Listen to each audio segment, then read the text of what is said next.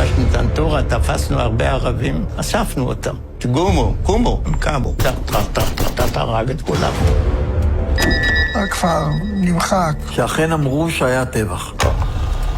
What happened here wasn't only pushing away the Palestinians from their village. What happened here is that they did not let the Palestinians go away just like this.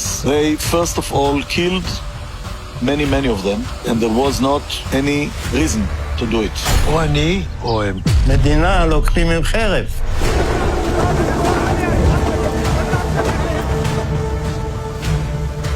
המדינה נתמתה שויה.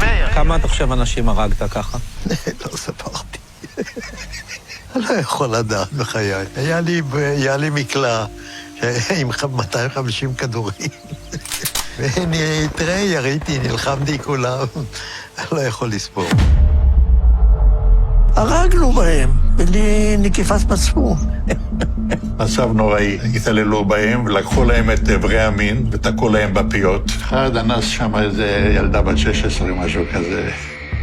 היו חבר'ה שלקחו את הלוויורים ורדפו אחרי חבר'ה ושרפו אותם. זה היה משהו זוועתי וזה אסור לספר, אני לא אדבר על זה, כי זה יכול להיות סקנדל שלם מהעניין הזה.